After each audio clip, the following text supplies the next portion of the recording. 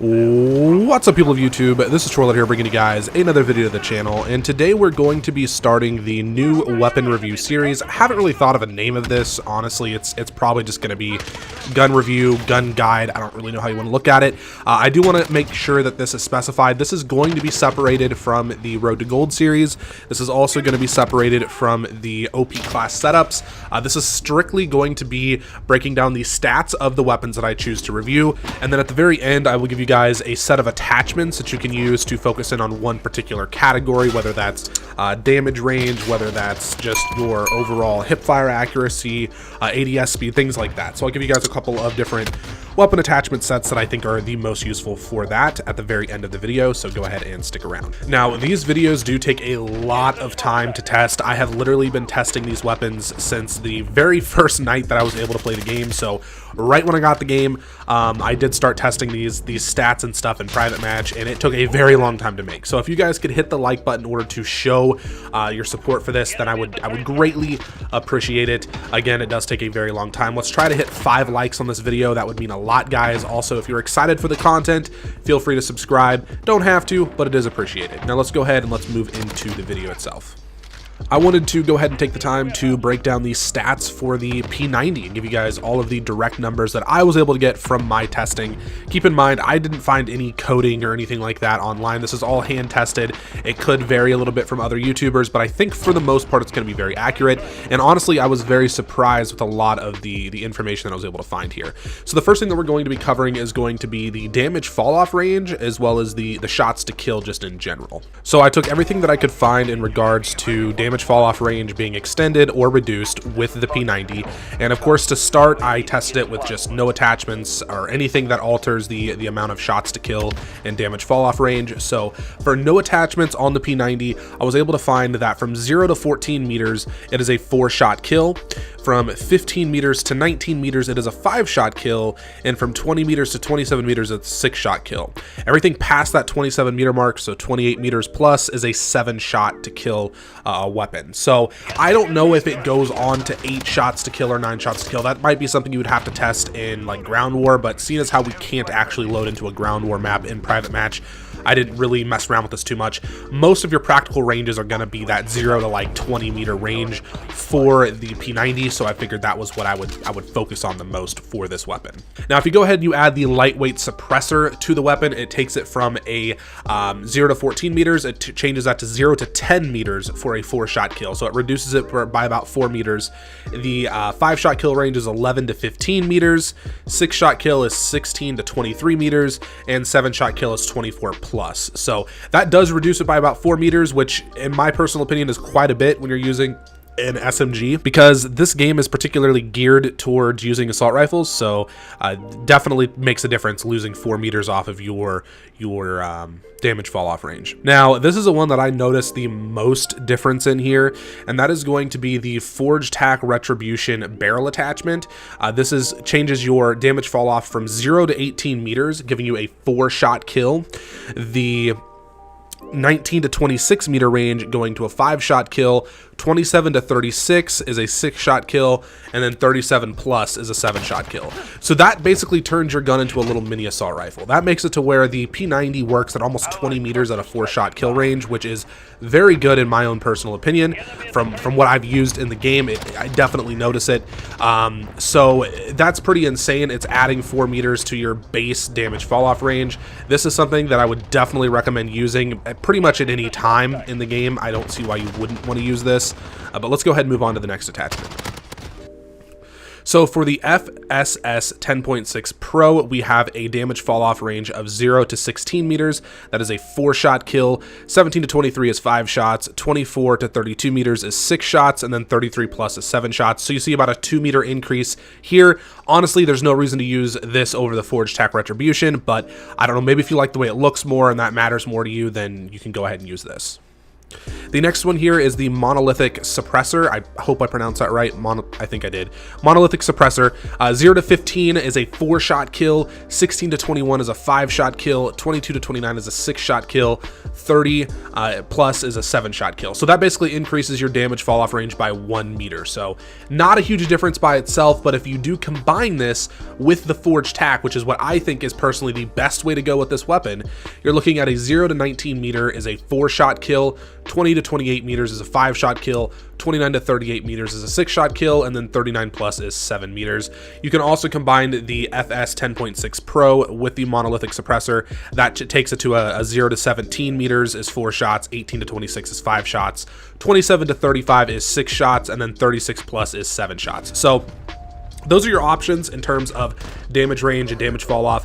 I personally recommend the monolithic suppressor with the forged tack barrel attachment. I think those are the best combinations for damage fall off range, and in a game that is so focused on assault rifle play and very campy, might I add you, I think that it's very important to get as much of that damage fall off range as you possibly can. Now let's move on to the next category here, which is actually going to be the ADS time. Now, I did mention that all of these things are hand tested, but they are pretty close to accurate. And when I say pretty close to accurate, I mean within a tenth of a second of accurate. So I mean, literally we're talking milliseconds here. I did test the ATS speed on the P90 with no attachments on it at all, and I found that it has a 0.15 second ATS speed. So that's, you know, 0.15, that's a tenth and a half of a second. I mean, that's a pretty quick ATS speed in my own personal opinion, looking at it from the numbers like this. I personally have never done any breakdowns on weapon stats like I'm doing with this series here, so this is all new to me. Maybe as I go, I will find that this is actually a slower ATS speed, but just from my own testing, I found that this was pretty quick. Now, the next thing that I tested was the stippled grip tape on the front of the weapon, I believe it was. Yeah, it was the front of the weapon. So the stippled grip tape, it honestly was the same thing. It was 0.15 seconds, which to me is mind-blowing. I don't know if it's broken or if, and I'll kind of get to this later, I don't know if it was broken or if this was something to where if you combine multiple attachments, it's meant to just increase it a little bit. But stippled grip tape gave me the same 0.15 seconds calculation on the ATS speed. So honestly, I would not be concerned about how quickly you aim down sights, considering, again, this is a very slow game. You constantly have to be going around corners ADSing. I don't really think it's worth it. The next thing that I tested was the Forged Tack CQB stock, which gave you a 0.14 seconds ADS speed. I think this is honestly the best way to go. It does give you a nice, you know, little point. This gives you a fraction of a tenth of a second, literally 0.01 second decrease on your ADS speed. This to me is not worth it. Again, I don't know if this is broken or if it's meant to be this way, but if you really want to focus on ADS speed, then this would decrease it a little bit for you. The fourth and final one that I tested for the increase of the ADS speed was the Forged Tack combined with the stippled grip tape, which are the ones I got the best results from, and that ended up bringing it to a 0.15 seconds ADS speed yet again, so nothing changed there. So I also decided that I would test out some of these sights to see how much they decreased the ADS speed on the weapons, just so you guys were aware of that, because, you know, it says that the certain sights decrease your ADS speed, and there are a lot of sights. There's like, I want to say there's like 15 sights per gun or whatever, so I didn't go through and test every one of them, but I did kind of test them by category. So there were regular reflex sights, there were hollow sights, there were combat optics, there were some odd ones, and thermals and scopes. So I tested all of that, and I'm gonna give you guys my findings here. So starting out here with the mini reflex, the Solo Zero mini reflex to be specific, it gave me a 0.19 millisecond ADS speed, so it increased it by, you know, 0.004 seconds. Again, not a huge difference, not something that I think you're going to notice a whole lot of. I mean, we're talking literally like not even, I don't even know how to explain it, not even 3 frames. Like, it's not something you're going to see a whole lot of and you're going to notice a whole lot of in combat.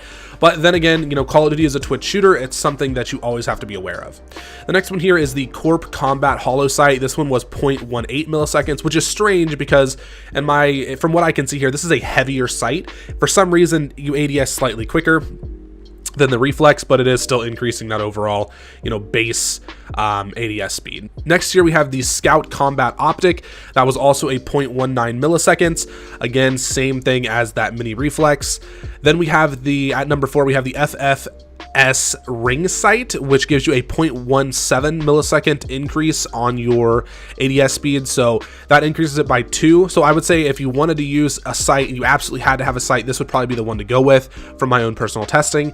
And then at the very end here at number 5, the granddaddy of them all, we have the thermal sight, which I don't know who would use a thermal on a P90, but hey, maybe that's what you like to do.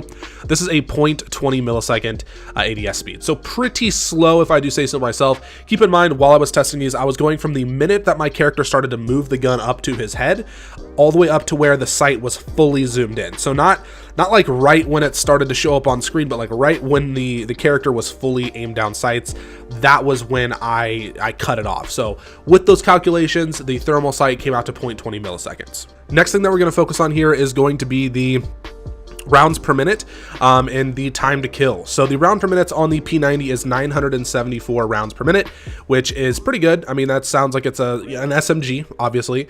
The total time to kill on the P90 comes out to 185 milliseconds. So the next thing that we are going to be showcasing here is going to be the reload speeds. So the normal reload without sleight of hand, so that just basically means, you know, you shot a few bullets and you're reloading, is a 1.2 second reload speed, which isn't too bad. Then the empty reload with no sleight of hand is a 1.35. Now this is where things get really interesting.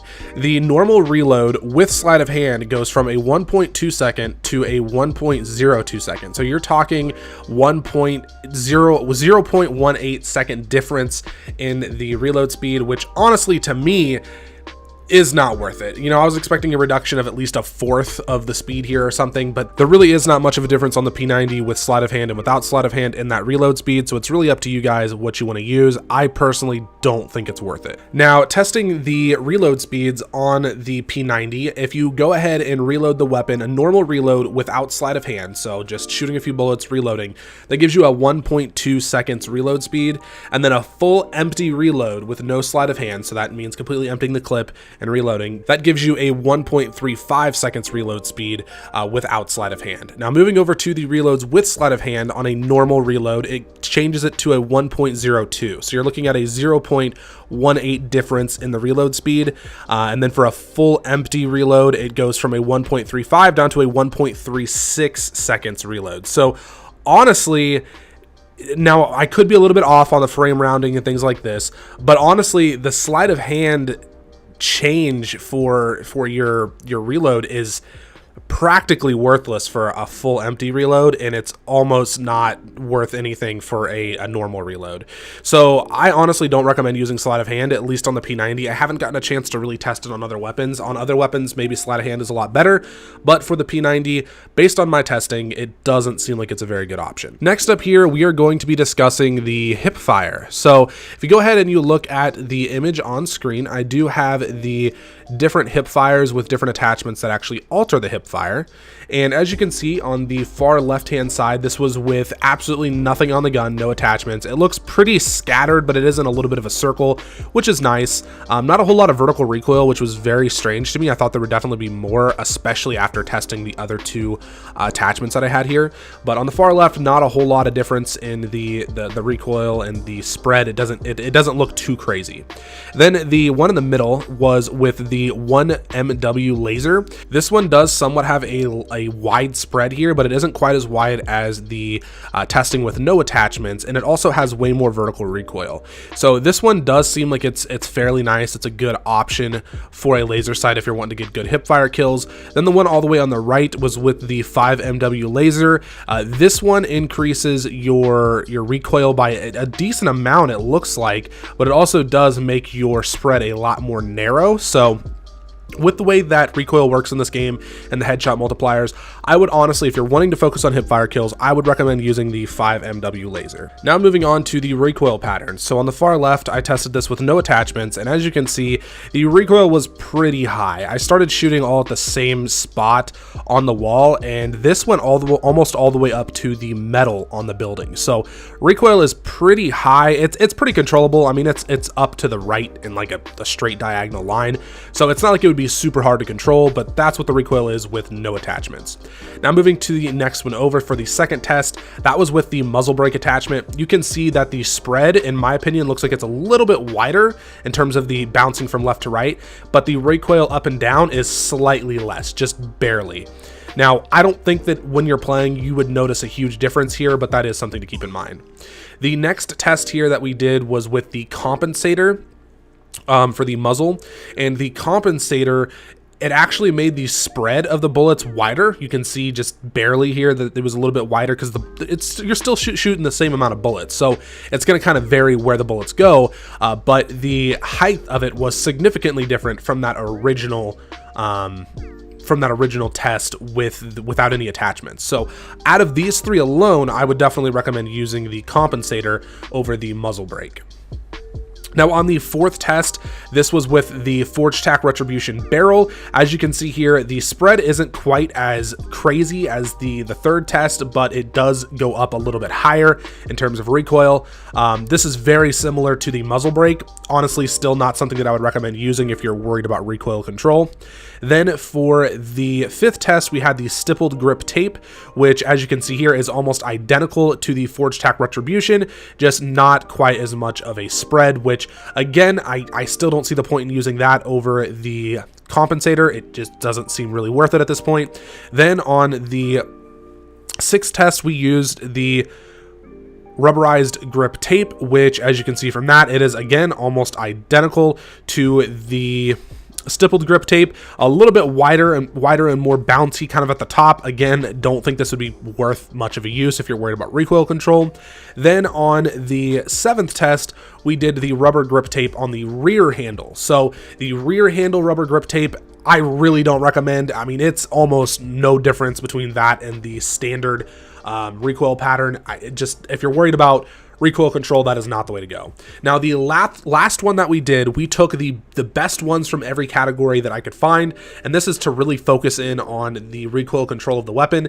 That includes the compensator, the Forged Tack Retribution barrel, rubberized grip tape on the front, and rubberized grip tape on the rear. That altogether gives you the final recoil pattern, which I think is the most manageable. Keep in mind, this is going to slow down your ATS speed. This is going to slow down some of your movement speed in general and your mobility, but if you're really concerned about the recoil of this weapon, those are the attachments you'd want to use to control that recoil the best you possibly can. Now, the final stat that I wanted to test here was actually going to be the sprint out speeds for the weapon. Now, this year in Call of Duty, we have the super sprint ability as well as the just standard sprint. And I thought for sure that the super sprint was going to make it to where it took longer to pull your gun up, but I was actually shocked by this, and so much so that I don't know if I'm 100% accurate. I tested it multiple times with multiple different attachments, and I got a surprising result here. So let me know what you guys think down in the comment section below. But starting out here for the first test, again, I did it with no attachments that would alter the sprint out speed at all. And with the just standard sprint, it came out to 0.25 seconds. And then with the super sprint, it came out to 0.21 seconds. So the sprint out speed with no additional attachments to increase or decrease the sprint out speed, it was actually less time to pull your gun up with the super sprint than it was from the standard sprint, which I'm just really surprised by that. The next test that I did was with the stippled grip. For the stippled grip standard sprint, it came out to 0.20 seconds, and then with the super sprint, it came out to 0.18 seconds. Again, there is a slight reduction in the overall sprint out speed there, and it's surprising, honestly. Like, I really don't even know what to say here. The next one that I tested was the fly strap stock, and this looks to be the best one to go with, honestly. For the basic sprint, it was 0.19. For the super sprint, it was 0.17 seconds for that time. So again, just super surprising, and I really don't know what to think here. Then the fourth test was with the 5MW laser. Keep in mind, this is the laser that the enemies can see at all times. It came out to 0.19 seconds as the standard sprint, same as the fly strap, as well as 0.12 seconds for the super sprint. So a very significant reduction there from the super sprint, but there probably aren't going to be a lot of situations where you run into enemies out of a super sprint. Just something to keep in mind depending on what you want to put on your class, because you do have to keep in mind that you're going to be risking the enemies seeing being your laser sight.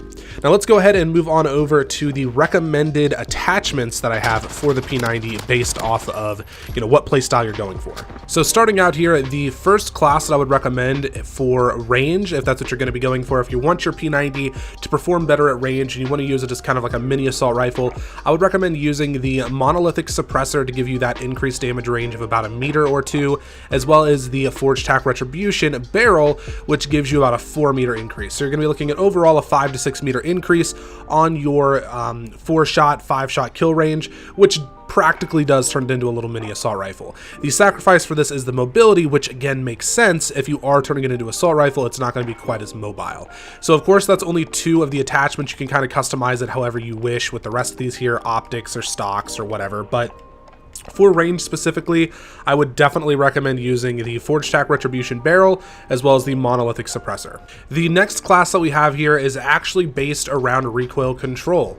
So for the muzzle, we have the Compensator, then we have the Forged Tack Retribution for the barrel, as well as the rubberized grip tape for both the underbarrel and the rear grip. So those 4 attachments give you the best recoil control that you can possibly get for the P90, and then that still leaves you 1 attachment slot open for whatever else you want, whether it's a laser, optic, stock, or perk. The third and final class that I have for you guys here is actually going to be more based around sprint out speeds and just quick run and gun up in your face SMG gameplay, which is, like I said, normally what SMGs are used for. That is going to be the 5MW laser with the fly strap stock and then the stippled grip tape for your rear grip. And then of course you can kind of customize this however you wish with other attachments, but that is what I would recommend for the the best run and gun style gameplay. Keep in mind we did do the testing on these stats and there wasn't a whole lot of variables when it comes to those sprint out speeds and stuff like that, so yeah, I would just kind of keep in mind, how you want to use it and kind of see what works best for you. But that's what I would recommend for those 3 playstyles. If either one of those fits your role and this is something you're going to use, please go ahead and leave a comment down below how you feel about the video, what you think about these classes, these findings. If you guys have found anything else, feel free to let me know. Also leave a like and subscribe for more great content coming very soon. Anyways, guys, hope you enjoyed the video and deuces.